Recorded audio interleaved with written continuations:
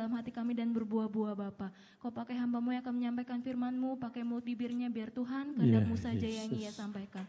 Terima kasih Yesus, kami siap untuk mendengarkan firman-Mu bukan dengan nama lain, hanya di dalam nama Yesus Kristus kami telah berdoa, mengucap syukur, haleluya, amin. Amin. Haleluya. Haleluya. Di luar, haleluya. Di luar, haleluya. Puji Tuhan. Saatnya kita akan masuk dalam kebenaran firman Tuhan. Saya ingin melanjutkan firman Tuhan minggu lalu yang berjudul tindakan iman. Kita mengetahui saudara, dari kata tindakan ini, berarti iman itu bukan pasif. Iman itu bukan tidak melakukan apa-apa. Tetapi iman itu ada sesuatu yang dikerjakan, yaitu namanya tindakan iman. Ada 10 tindakan iman yang akan kita lihat saudara. Minggu lalu kita baru melihat 5 tindakan iman. Yang pertama, tindakan iman adalah dasar dalam mengerjakan segala sesuatu. Lalu yang kedua, iman adalah bukti dari segala sesuatu yang belum terlihat. Ketiga, iman membuat kita berkenan kepada Tuhan. Keempat, iman adalah alat untuk memanifestasikan kuasa Tuhan. Dan yang kelima, iman adalah kekuatan untuk mengalahkan dunia. Pagi hari ini kita akan lihat 5 tindakan iman lagi, yang ke-6 dan sampai yang ke-10. Yang ke-6, apakah tindakan iman itu? Iman adalah untuk menjaga keteguhan hidup rohani. Saudara, waktu iman kita ada satu tindakan, ada sesuatu yang dikerjakan oleh iman kita. Iman itu untuk menjaga keteguhan hidup rohani kita. Apakah keteguhan itu saudara? Keteguhan itu sama dengan kekuatan. Keteguhan itu sama dengan ketetapan. Waktu kita punya tindakan iman kita itu untuk menjaga kekuatan, ketetapan, keteguhan hidup rohani kita. Nah, saya mau katakan kepada kita semua, saudara, karakteristik kehidupan duniawi adalah adanya perubahan dan goncangan. Apa karakteristik itu, saudara? Karakteristik artinya ciri-ciri atau ciri khas. Jadi kalau kita melihat saudara, keadaan dunia ini punya karakteristik, yaitu adanya perubahan dan goncangan. Kita hidup di tengah dunia saudara, pasti kita mengalami adanya perubahan dan adanya goncangan di dalam hidup ini. Nah, goncangan itu bisa terjadi dalam kehidupan ini. Goncangan ekonomi, goncangan politik, goncangan keamanan, goncangan bencana alam, goncangan kesehatan, goncangan kematian. Semua ini bisa terjadi saudara di tengah-tengah dunia ini. Dan Tuhan Yesus tidak pernah berjanji bahwa mengikut Dia bebas dari goncangan. Tidak pernah. Waktu kita hidup di tengah dunia, pasti kita yang namanya goncangan-goncangan di dalam kehidupan kita. Dan memang Yesus tidak pernah berjanji mengikut Dia tidak bebas dari goncangan. Tidak, tapi ada goncangan yang kita alami di dalam kehidupan kita. Contohnya saudara, kalau kita membaca Matius 26 ayat 31, coba tampilkan, saya akan bacakan ayat ini.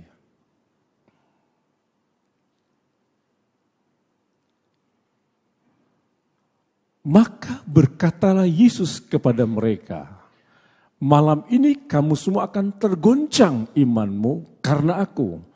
Sebab ada tertulis, aku akan membunuh gembala dan kawanan domba itu akan tercerai-berai. Ini Yesus katakan kepada murid-muridnya, bahwa mereka akan mengalami goncangan. Kapan? Malam ini. Goncangan apa saudara? Goncangan di mana Yesus itu ditangkap di Taman Getsemani. Waktu murid-murid melihat apa yang sedang terjadi kepada Yesus. Yesus ditangkap di Taman Getsemani. Lalu dibawa ke kayu salib Golgota dan mati di sana, saudara. Murid-murid goncang, saudara, goncang. Mereka tidak pernah berpikir mereka akan mengalami goncangan seperti ini.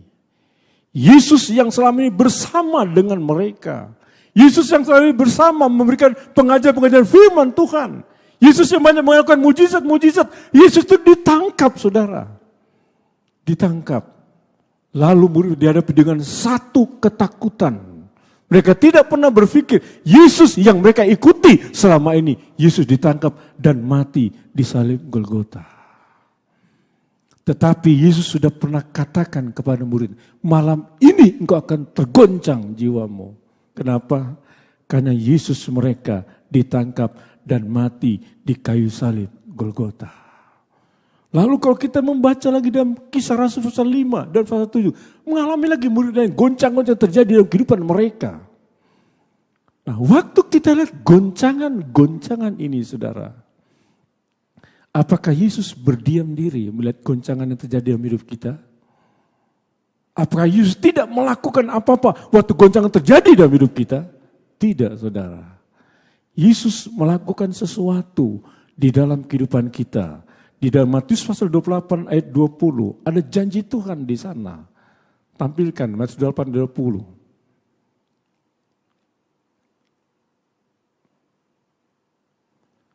Dan ajarlah mereka melakukan segala sesuatu yang telah kuperintahkan kepadamu. Perhatikan. Dan ketahuilah, aku menyertai kamu senantiasa sampai kepada akhir zaman. Ada janji Tuhan di sini. Kita pasti mengalami goncangan-goncangan dalam hidup kekristenan kita. Tetapi ada janji Tuhan. Yesus akan menyertai kita. Sampai kapan? Sampai akhir zaman. Artinya, Yesus akan selalu bersama dengan kita di tengah-tengah goncangan yang terjadi di dalam kehidupan kita. Itu sebabnya, saudara, waktu kita punya iman kita ada satu tindakan. Iman itu akan menjaga kekuatan hidup rohani kita. Datang goncangan terjadi dalam hidup kita. Goncangan ekonomika menerpa kehidupan kita. Goncangan masalahkah menerpa kehidupan kita. Waktu kita punya iman yang bertindak, iman itu akan menjaga kekuatan hidup rohani kita. Goncangan itu tidak akan menjatuhkan kita, saudara, menghancurkan kita. Tapi goncangan itu akan membuat apa, saudara? Membuat keteguhan, kekuatan, ketetapan hidup rohani kita. Coba kita melihat, saudara, bagaimana hidup rohanimu hari-hari ini. Apakah ada kekuatan dalam hidup rohanimu? Ataukah hidup rohanimu sering lemah, seringkali engkau dikalahkan dengan apa yang terjadi dalam hidupmu ini, saudara. Milikilah iman yang ada tindakan. Waktu iman kita ada tindakan, itu menjaga keteguhan hidup rohani kita. Lalu kita melihat di dalam Ibrani 12 ayat 26 sampai 28. Ibrani 12 ayat 26 sampai 28.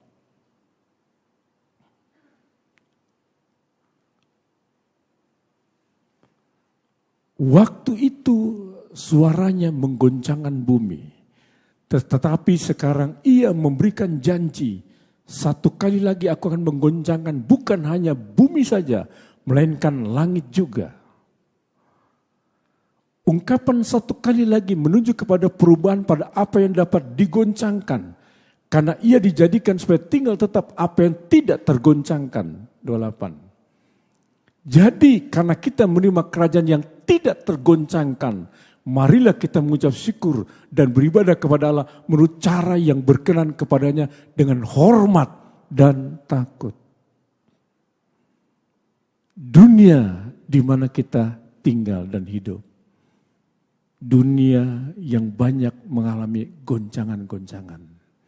Dan goncang itu bisa datang juga menerpa hidup orang percaya, hidup kekristenan kita. Tetapi di dalam Ibrani 12 katakan, kita yang percaya kepada Tuhan, kita tinggal di dalam kerajaan yang tidak tergoncangkan. Dunia boleh bergoncang, saudara, tetapi ada kerajaan yang tidak tergoncangkan. Dan kita tinggal di dalam kerajaan yang tidak tergoncangkan itu bersama dengan Yesus, saudara. Puji Tuhan. Lalu yang ketujuh, saudara, tindakan iman yang ketujuh. Dengan iman kita mengalahkan iblis. Coba kita membaca 1 Petrus pasal 5 ayat 8 dan 9. Sadarlah dan berjaga-jagalah, lawanmu si iblis berjalan keliling sama seperti singa yang mengaum-ngaum dan mencari orang yang dapat ditelannya.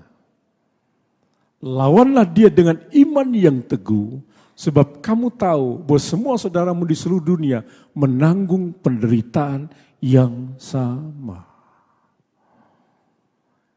Yang ketujuh, saudara, kalau kita punya tindakan iman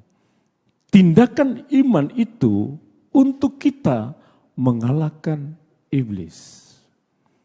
Kenapa, saudara, kita harus kalahkan iblis? Karena iblis itu berjalan keliling sama seperti singa yang mengaum-ngaum mencari orang yang dapat ditelannya. Siapakah yang akan ditelan oleh iblis, saudara? Orang yang percaya kepada Tuhan. Orang-orang Kristen, saudara, iblis akan menelan mereka dalam kehidupan mereka. Nah, kita tahu, saudara, iblis ini musuh kita. Nah, bagaimana kita bisa mengalahkan iblis musuh kita ini? Dengan iman. Iman yang mana? Iman yang bertindak, saudara. Bukan iman yang diam, bukan iman yang pasif, tapi iman yang bertindak. Waktu iman kita bertindak, kita bisa mengalahkan kuasa iblis di dalam kehidupan kita. Seseorang yang dikuasai dengan kuasa kegelapan, saudara, mereka bisa dikalahkan dengan iman yang bertindak. Kalau saya mendoakan orang-orang yang dikuasai dengan kuasa kegelapan, iman saya tidak diam, saudara. Iman saya tidak diam. Iman saya harus ada satu tindakan untuk mengusir kuasa kegelapan dalam hidup orang tersebut. Kalau iman saya diam, pasif, saya tidak bisa mengalahkan iblis yang dalam hidup orang itu, saudara. Nggak bisa. Waktu saya melihat orang-orang yang dikuasai dan kuasa kegelapan, iman saya bertindak. Ini setan. Setan hanya bisa dikatakan dengan iman saya yang bertindak. Waktu saya sebut nama Tuhan, mengusir setan itu keluar, saudara. Kenapa? Karena iman saya mengalahkan kuasa iblis dalam hidup orang itu. Nah, iman ini merupakan salah satu perlengkapan senjata untuk kita mengalahkan iblis. Iman yang mana? Bukan iman yang berdiam. Bukan iman yang tidak melakukan apa-apa. Bukan iman yang pasif, saudara. Bukan. Tapi iman yang bertindak. Ada sesuatu yang dikerjakan oleh iman itu. Waktu iman itu bertindak, iman inilah yang bisa mengalahkan iblis di dalam kehidupan kita, saudara. Coba kita membaca Efesus pasal 6, ayatnya yang ke-16. Apa yang dikatakan di sana? Saya bacakan. Dalam segala keadaan, perhatikan, dalam segala keadaan pergunakanlah perisai iman. Sebab dengan perisai itu kamu akan dapat memadamkan semua panah api dari si jahat. Dalam segala keadaan, kenapa? Karena iblis itu seperti singa yang mengaum-ngaum mencari orang yang dapat ditelannya, saudara. Dalam segala keadaan pergunakanlah perisai iman. Iman yang bertindak. Waktu iman kita bertindak, saudara, iman itu seperti perisai yang memberikan perlindungan dalam hidup kita. Melindungi kita dari apa? Dari semua panah api dari si jahat. Dari si jahat. Kata perisai ini, saudara, kita melihat dulu, tentara-tentara dulu, apalagi tentara Roma. Mereka punya perisai yang mereka bawa dalam peperangan. Dan perisai ini manfaatnya adalah untuk melindungi mereka. Dari mana? Dari serangan panah-panah dari musuh. Dengan perisai ini mereka tolak semua, saudara, serangan panah-panah musuh itu, saudara. Dan perisai ini menjadi pelindung buat tentara-tentara pada suatu waktu berperang. Dan dikatakan iman yang bertindak itu seperti perisai yang melindungi kita dari semua panah api dari si jahat. Panah api di sini, saudara, berbicara dari tipu muslihat iblis. Iblis itu bekerja dalam kehidupan orang percaya. Dia pakai tipu muslihat. Sepertinya cara-caranya benar, tapi rupanya tidak benar. Dia bisa seperti malaikat terang dalam kehidupan kita. Dia menipu kita, dia membohongi kita, saudara. Kalau kita tidak punya iman yang bertindak, tidak ada yang melindungi kita, saudara. Waktu iblis menyerang dengan tipu muslihat, kita akan kena perangkap dengan tipu muslihat iblis. Itu sebab dikatakan dalam segala keadaan pergunakanlah perisai iman. Iman yang mana? Iman yang bertindak. Waktu iman itu bertindak, saudara, dia kalahkan semua tipu muslihat iblis yang datang menghancurkan kehidupan kita. Kita kalahkan semua panah api itu, saudara. Dengan iman kita yang bertindak. Hari-hari ini, saudara, kuasa kegelapan itu bekerja makin luar biasa. Dia tahu waktunya sudah sangat singkat. Dia bekerja bagaimana berusaha untuk menjatuhkan banyak orang-orang percaya, orang-orang Kristen. Di tengah pekerjaan mereka, dihantam dengan masalah dalam pekerjaan mereka, iblis tawarkan dengan tipu muslihatnya. Udah, kamu kesini aja, kamu pakai ya, kamu akan dapatkan jalan keluar. Itu, saudara, tawaran tipu muslihat iblis. Waktu ingin mendapatkan jabatan, naik jabatan, ditawarkan, udah pakai ini aja, nanti kamu akan terangkat jabatanmu. Dia pakai tipu muslihatnya, saudara. Dan berapa banyak, saudara, orang-orang Kristen yang jatuh dengan tipu muslihat ini. Kenapa mereka bisa jatuh? Iman mereka pasif. Iman mereka berdiam. Iman mereka tidak melakukan apa-apa. Kalau iman mereka ada satu tindakan, mereka bisa memadamkan semua panah api si jahat yang datang di dalam kehidupan mereka. Iman yang bertindak, kita dapat mengalahkan iblis di dalam kehidupan kita. Kita masuk yang ke-8, saudara. Tindakan iman yang ke-8, iman memberikan keberanian untuk kita bersaksi. Salah satu Tuhan inginkan dalam kehidupan kita, kita menjadi saksi-saksi Tuhan. Kita memenangkan banyak jiwa bagi Tuhan. Apakah itu mungkin jiwa itu di tengah keluarga kita, di tempat kerja kita, di tengah masyarakat di mana kita tinggal. Kita bersaksi menangkan jiwa bagi Tuhan. Nah, bagaimana kita bisa bersaksi, saudara? Waktu iman kita bertindak. Waktu iman kita bertindak, dia memberikan keberanian untuk kita apa? Untuk bersaksi. Saya kamu katakan kepada kita semua, dasar yang kokoh untuk bersaksi adalah perbuatan baik. Pertama, dasar yang kokoh untuk bersaksi. Yang kedua, perbuatan di dalam kebenaran. Waktu orang Kristen itu suka berbuat baik, waktu orang Kristen itu suka melakukan perbuatan di dalam kebenaran, itu dasar mereka apa? Mereka untuk bersaksi. Kenapa? Waktu kita bersaksi dengan orang, dia lihat perbuatan baik kita. Dia lihat perbuatan kita di dalam kebenaran. Dia akan tertarik dengan kesaksian yang kita katakan kepada mereka, saudara. Tetapi bagaimana kita bisa bersaksi kalau perbuatan kita, perbuatan yang jahat yang kita lakukan. Kita tidak hidup di dalam kebenaran, kita tidak mungkin bisa bersaksi, saudara. Waktu kita hidup dalam perbuatan baik dan perbuatan dalam kebenaran, itu dasar yang kokoh untuk kita bersaksi.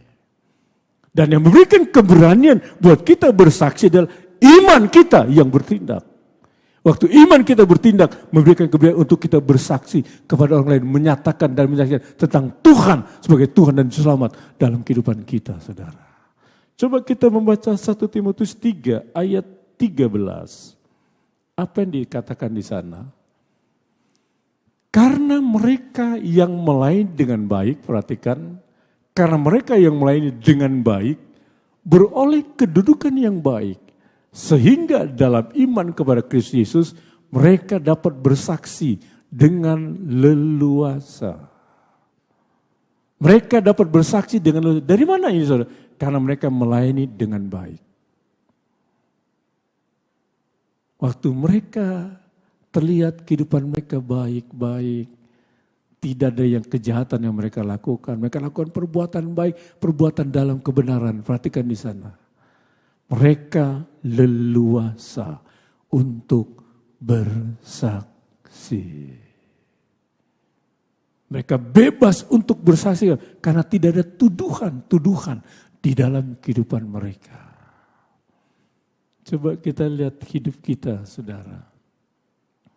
Di tempat kerja kita ada banyak orang yang belum percaya kepada Tuhan. Kita bisa bersaksi kepada mereka. Waktu iman kita punya keberanian untuk bersaksi kepada mereka. Dan kita bisa bersaksi dengan leluasa. Waktu mereka tidak lihat hal-hal yang tidak benar di dalam kehidupan kita. Bagaimana kita bisa bersaksi dengan mereka kalau hal-hal yang tidak benar ada dalam kehidupan kita. Waktu kita hidup dalam perbuatan baik, hidup dalam perbuatan kebenaran, kita leluasa bersaksi kepada mereka, saudara. Dengan kesaksian yang kita sampaikan, mereka bisa dijamah Tuhan, menerima Tuhan sebagai Tuhan dan Juru Selamat dalam kehidupan mereka. Mereka mendapatkan pengampunan dari Tuhan.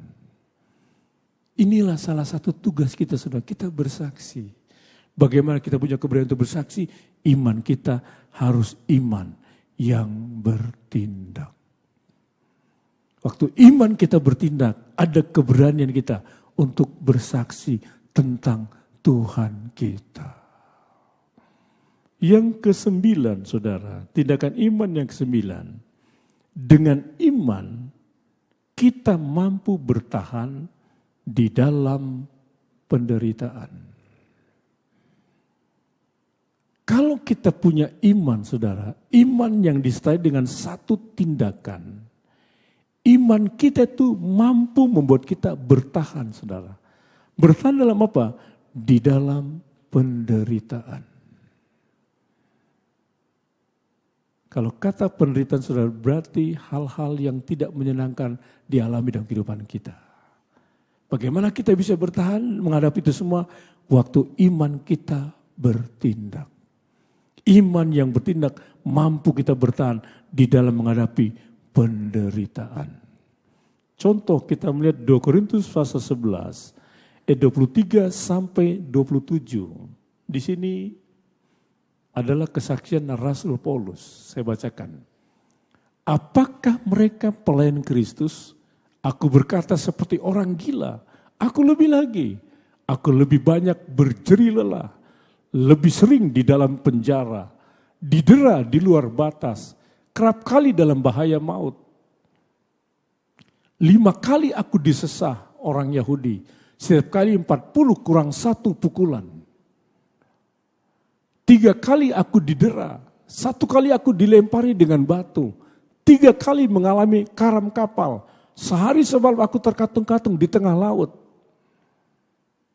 Dalam perjalananku aku sering diancam bahaya banjir dan bahaya penyamun. Bahaya dari pihak orang-orang Yahudi dan dari pihak orang-orang bukan Yahudi. Bahaya di kota, bahaya di padang gurun, bahaya di tengah laut, dan bahaya dari pihak saudara-saudara palsu. Aku banyak berjeri lelah dan bekerja berat. Kerap kali aku tidak tidur, aku lapar dan dahaga.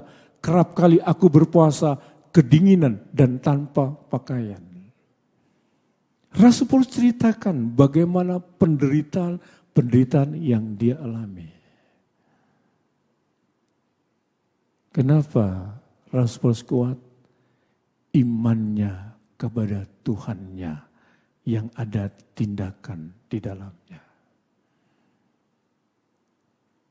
Dia mengalami karam kapal, dia mengalami bahaya, dia disesa saudara, dia dicambuk. Dicambuk itu saudara, sekali cambukan itu saudara, 40 kurang 1 berarti 39 kali. Dia begitu berat penderitaan yang dialami oleh Rasul Paulus. Kenapa dia mampu bertahan? Karena imannya kepada Yesus. Iman yang ada satu tindakan. Dia tidak takut menghadapi kematian yang datang dalam hidupnya saudara. Dia tidak takut kelaparan, dia tidak takut kehausan, dia tidak takut mengalami karam kapal, dia tidak takut menghadapi semua itu. Karena imannya ada satu tindakan. Iman Rasul yang bertindak inilah yang mampu buat dia bertahan di dalam semua penderitaan yang dialami di dalam kehidupannya. Rasul yang paling banyak menderita adalah Rasul Paulus, saudara. Dia mengalami berbagai bentuk macam penderitaan dalam hidupnya, dialami semua. Tapi dihadapi semua, kenapa? Karena imannya, saudara. Imannya mampu buat dia bertahan di dalam penderitaan. Kalau kita membaca Kisah Rasul 6 ayat 8 sampai 15, Kisah Rasul 7 ayat 54 sampai 60 enggak usah kita baca. Ada juga di sana murid Yesus yang bernama Stefanus. Apa yang dialami Stefanus? Dia dirajam batu, saudara, sampai mati. Penderitaan yang dialami oleh Stefanus, dia dilempari dengan batu, saudara, sampai mati. Apakah dia berbuat salah? Tidak. Dia memberitakan Injil Yesus. Dia menyampaikan kebenaran firman Allah tentang Yesus, saudara. Lalu dia ditangkap. Lalu dia disiksa. Dia mengalami kematian dengan cara dirajam batu. Kenapa Stefanus mampu menerima itu semua? Imannya kepada Yesus yang ada tindakan di dalamnya. Dia percaya kepada Yesusnya, saudara. Tapi ada satu tindakan kepercayaan kepada Tuhannya. Membuat dia mampu bertahan di dalam penderitaan. Lalu kalau kita baca lagi Kisah Rasul 4 ayat 1 sampai 22. Di sana ceritakan tentang Petrus dan Yohanes. Mereka diapakan saudara? Dipenjara dan disidang oleh mahkamah agama. Apakah mereka takut? Tidak, saudara. Waktu mereka disidang, saudara. Dipenjara dan disidang oleh mahkamah. Mereka tidak takut. Mereka lebih takut kepada Tuhan daripada takut kepada manusia. Kenapa Petrus dan Yohanes tidak takut? Imannya yang bertindak.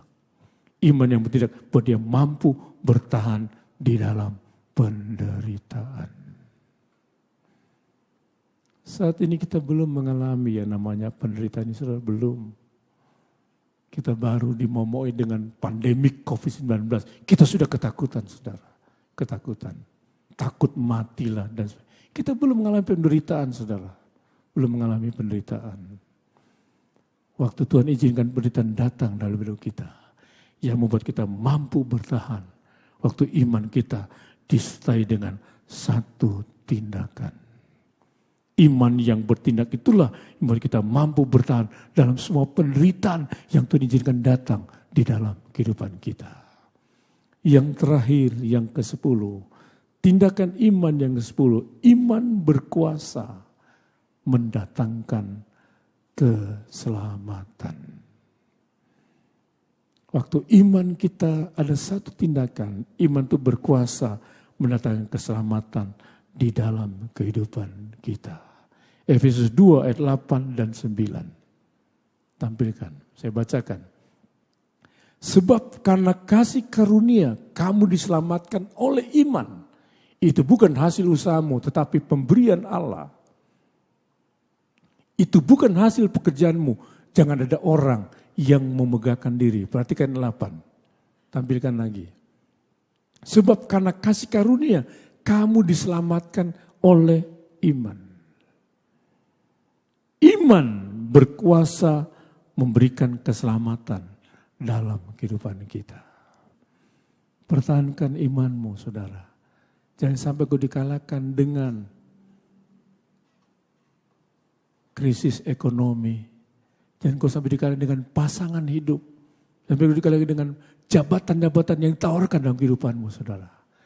Imanmu pertahankan. Karena iman itulah yang memberikan keselamatan di dalam kehidupan kita. Ayat terakhir, Kisah 16 ayat 31. Contoh di sini, saudara. Jawab mereka, percayalah kepada Tuhan Yesus Kristus dan engkau akan selamat, engkau dan seisi rumahmu. Siapa ini yang disampaikan ini, saudara? Kepala penjara. Waktu kepala penjara melihat pintu penjara terbuka dan dia berpikir tahanan pada kabur. Tidak, waktu dia mau bunuh diri, Paulus katakan, jangan, kami masih ada di sini. Lalu apa yang harus saya lakukan? Kata kepala penjara ini, percayalah kepada Yesus, engkau dan seisi rumahmu akan diselamatkan. Mari saudara, kita punya beban untuk menyelamatkan jiwa-jiwa yang belum diselamatkan. Tugas kita itu, saudara, tugas kita. Iman itu mendatangkan keselamatan.